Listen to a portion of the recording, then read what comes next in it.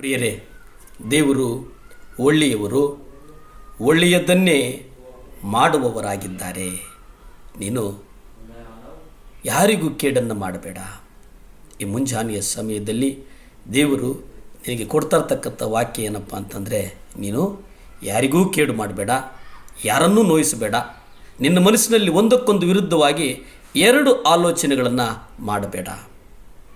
ಯಾಕೋಬ ಪತ್ರಿಕೆ 2ನೇ ಅಧ್ಯಾಯ 13 ನಾವು ಓದಿಕೊಳ್ಳುವುದಾದರೆ ಅಲ್ಲಿ ದೇವರು ಹೇಳ್ತಾರೆ, ಕರುಣೆ ತೋರಿಸದೇ ಇರುವವನಿಗೆ ನ್ಯಾಯ ತೀರ್ಪಿನಲ್ಲಿ ಕರುಣೆ ತೋರಿಸಲ್ಪಡುವುದಿಲ್ಲ. ಕರುಣೆಯು ನ್ಯಾಯ ತೀರ್ಪಿಗಿಂತ ಮೇಲಾಗಿ ಹಿಗ್ತದೆ. ಪ್ರಿಯರೇ, ಈ ವಾಕ್ಯ ಓದುವಾಗ ಕರುಣೆ ಅನ್ನುವಂಥದ್ದು ಕಾರುಣ್ಯ. ಬೆತೆತ್ಸ ಅಂತಂದರೆ ಕರುಣೆಯ ಮನೆ ಅಂತೆ. ಸತ್ಯವೇದದಲ್ಲಿ ಒಂದೊಂದು ಪದಕ್ಕೂ ಅದರ ಆಳವನ್ನು ಗ್ರಹಿಸ್ತಾ ಹೋದರೆ ನಮಗನಿಸ್ತದೆ, ದೇವರೇ, ನಾನು ನಿನ್ನ ಕೃಪೆಯಲ್ಲಿ ನಡೆಯಬೇಕಪ್ಪ, ನಿನ್ನ ಕೃಪೆ ಬಿಟ್ಟು ಬೇರೆ ಯಾವುದು ಬೇಡ ನನಗೆ ಎಂಬುದಾಗಿ ನೆನೆಸ್ತದೆ.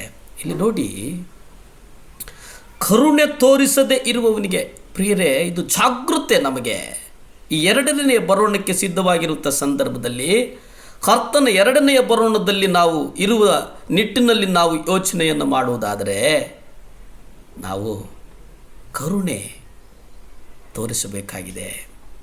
ಯಾರು ಕರುಣೆ ತೋರಿಸಲ್ವೋ ಅವರಿಗೆ ನ್ಯಾಯ ತೀರ್ಪಿಗಿಂತ ಮೇಲಾಗಿ ಹಿಗ್ತದಂತೆ. ಅಂದರೆ ನಾವು ಕ್ಷಮಿಸಬೇಕು, ಕ್ಷಮಿಸುವಂಥ ಗುಣವನ್ನು ಬೆಳೆಸಿಕೊಳ್ಳಬೇಕು.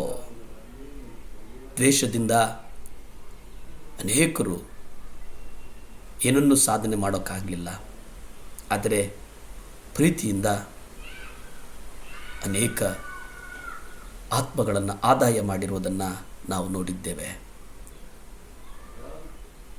ಎಷ್ಟೋ ಜನ ಹತಸಾಕ್ಷಿಗಳಾಗಿರುವುದನ್ನು ನಾವು ಕಂಡಿದ್ದೇವೆ. 1972ರಲ್ಲಿ ಬೆಲ್ಲಿಗ್ರಾಮ್ ಜಗತ್ತಿನ ಉದ್ದಗಲಕ್ಕೂ ಕ್ರಿಸ್ಮಸ್ ಸಂದೇಶವನ್ನು ಸಾರುವುದಕ್ಕೆ 5 ನಿಮಿಷಗಳ ಕ್ರಿಸ್ಮಸ್ ಸಂದೇಶಕ್ಕಾಗಿ ಸಿದ್ಧಪಡಿಸ್ತಾರೆ. ಆ ಕಾರ್ಯಕ್ರಮವೂ ಪ್ರಸಾರ ಆಗ್ತದೆ. ಆದರೆ ಆ ಕಾರ್ಯಕ್ರಮದಲ್ಲಿ ಇಂಟರ್ಸೆಷನ್ ಪ್ರೇಯರಲ್ಲಿ ಒಬ್ಬ ವಿದ್ಯುತ್ ಅಪಘಾತದಲ್ಲಿ ಆತ ಹತಸಾಕ್ಷಿ ಆಗ್ತಾನೆ.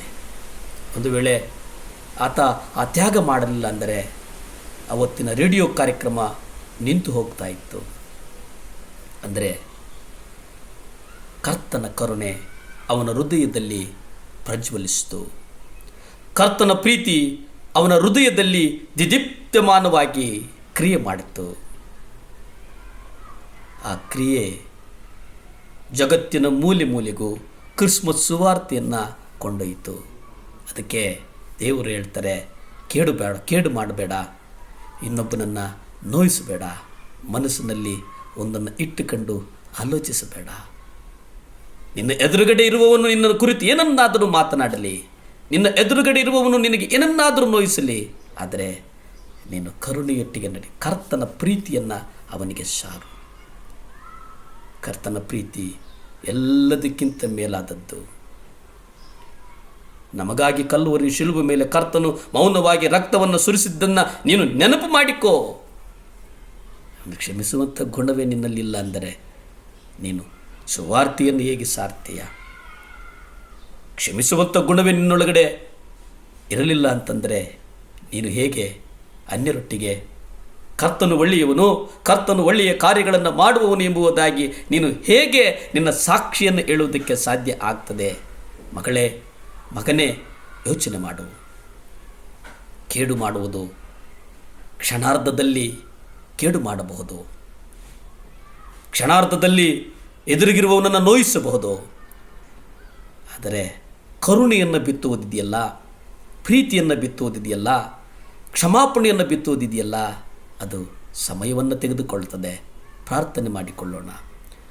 ಭೂಮಿ ಆಕಾಶಗಳನ್ನು ಉಂಟು ಮಾಡಿದಂಥ ಸರ್ವಶಕ್ತನಾದಂಥ ದೇವರಿಗೆ ಕೋಟಿ ಸ್ತೋತ್ರಪ್ಪ. ದೇವಾ, ನಡುನೆತ್ತಿಯಿಂದ ಕಾಲಿನ ಕಿರುಬೆರಳು ನಿಮ್ಮ ರಕ್ತ ಚೆಲ್ಲಲ್ಪಡಿಸ. ಯೇಸುವೇ, ನಿಮ್ಮ ಕರುಣೆಗಾಗಿ ಬೇಡ್ತೇವೆ ಸ್ವಾಮಿ. ಪರಿಶುದ್ಧಾತ್ಮ ದೇವರೇ, ನಿಮ್ಮ ರಕ್ತದಿಂದ ಸ್ವಾಮಿ ನಮ್ಮ ಪಾಪಗಳನ್ನು ಮನ್ನಿಸು ದೇವರೇ. ಸಹಾಯ ಮಾಡಪ್ಪ ಯೇಸುವೇ. ಆಶೀರ್ವದಿಸು ಸ್ವಾಮಿ, ನಮ್ಮ ಕುಟುಂಬಗಳನ್ನು ಆಶೀರ್ವದಿಸು, ನಮ್ಮ ಮಕ್ಕಳನ್ನು ಆಶೀರ್ವದಿಸು, ನಮ್ಮ ಕೆಲಸಗಳನ್ನು ಆಶೀರ್ವದಿಸು ದೇವರೇ. ಅಪ್ಪ, ನೀವು ಕಾರುಣ್ಯ ಮೂರ್ತಿ ದೇವರೇ. ಅದ್ಭುತಗಳು ನಮ್ಮ ಕುಟುಂಬಗಳಲ್ಲಿ ನೋಡಬೇಕಾಗಿದೆ ಸ್ವಾಮಿ. ದೇವರೇ, ಫಲಗಳನ್ನು ಕೊಡು, ಆಶೀರ್ವದಿಸು, ಬಲಪಡಿಸು. ಯೇಸುವಿನ ನಾಮದಲ್ಲಿ ಬೇಡ್ತಾ ಇದ್ದೇನೆ ಪರಮ ತಂದೆಯೇ. ಆಮೇನ್, ಆಮೇನ್, ಆಮೇನ್. ಹಲ್ಲೆಲೂಯಾ.